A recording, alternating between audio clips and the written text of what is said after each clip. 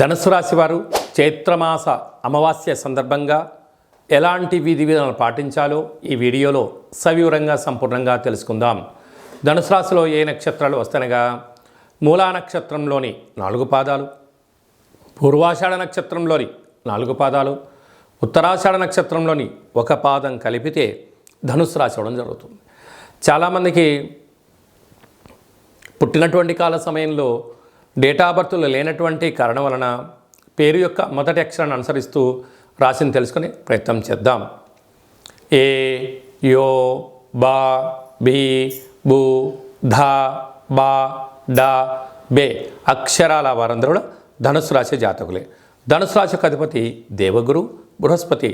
12 సంవత్సరాల తర్వాత దేవగురు బృహస్పతి వీరి రాశాధిపతి 6వ స్థానంలో వృషభ రాశిలో శత్రుస్థానంలో సంచారము చేయడము కొద్దిపాటి యోగం అనుకోవచ్చు, కొద్దిపాటి ఇబ్బందికరం అనుకోవచ్చు అని రెండింటిని గమనించగలిగారు.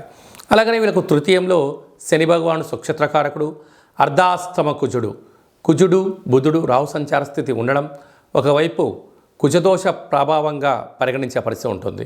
పంచమ స్థానంలో రవి శుక్ర సంచార స్థితి, 6వ స్థానంలో గురు సంచార స్థితి, రాజ్యస్థానంలో కేతు సంచార స్థితి ఉండడం వలన దృఢమైన సంకల్పం కలిగి వృత్తులలో, ఉద్యోగాల్లో, వ్యాపారాల్లో ప్రపంచ వ్యాప్తంగా వీరు ప్రసార మాధ్యమంలో ఎక్కువ పనిచేసేవారు ఈ ధనుసు రాశి జాతకులు.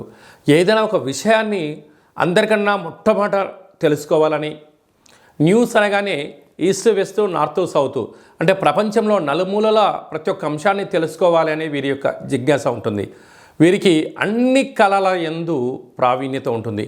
సంగీతము, సాహిత్యము, నృత్యము, ప్రజలకు ఉపయోగపడేటువంటి కార్యక్రమాలు, ప్రకృతి, పర్యావరణము, ఆధ్యాత్మిక చింతన, ధార్మిక చింతన, సత్ప్రవర్తన, ఆరోగ్య నియమాలు పాటించడంలో ధనుసు రాశి జాతకులు వారికి వారే సరిసాటి అని చెప్పే పరిస్థితి ఉంటుంది. కాకపోతే వీళ్ళను తల్లిదండ్రులు అర్థం చేసుకోరు. అన్నదమ్ములు వీరి యొక్క సంపాదన కావాలి, కానీ వీళ్ళ యొక్క భావాలతో అవసరం లేదు. వీరి పిల్లలు ఎంతసేపు ఉన్నా మీరు నాకే సొంతము, నీ సంపాదన నాకే కావాలని పిల్లలు ఒకవైపు వీళ్ళను బాధ పెట్టడం, వీళ్ళ భావాన్ని పంచుకునే వారు లేకపోవడం ఇబ్బందికరం. అదే కాకుండా చిన్న చిన్న ఆరోగ్య సమస్యలు వీరిని మానసికంగా, శారీరకంగా కుంగదీసే పరిస్థితి ఉంటుంది. కనుక ఇలాంటి కాల సమయంలో యోగా, ఆసనం, మెడిటేషన్ లాంటివి వీరికి యోగాన్ని ఇచ్చేటువంటి పరిస్థితి ఉంటుంది. 6వ స్థానంలో ఈ నర్మదా నది పుష్కరాల సందర్భంగా వృషభ రాశిలో గురు భగవానుడు శత్రుస్థానంలో సంచారం చేయడం వలన కొద్దిపాటి రుణభయం, రోగభయం, శత్రుభయం, స్థానచలనం లాంటివి ఎన్నో రకాలుగా ఇబ్బందులు ఉంటాయి.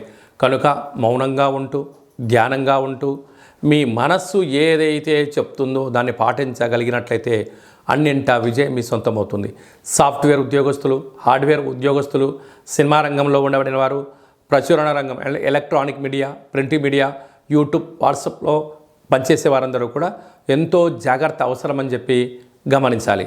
కనుక ఈ అమావాస్య రోజున కాళభైరవ స్వామి వారికి పూజ చేసుకోవడం, వీలైతే నక్షత్రాలు 27 కనుక ఈ 27 రకాల వస్తువులతో దిష్టి తీయించుకొని ప్రవహించే నీటిలో వేయడం, అలాగా మీరు ఎంత బరువు అయితే ఉంటారో అంత బరువు కల ఉప్పును తులాభారం చేసి నీటిలో కలపడం వలన రాహుదోషం తొలగి శత్రువులు తగ్గిపోయి తాంత్రికపరమైన దోషాల నుంచి మీరు బయటపడతారు అని చెప్పి గమనించాలి.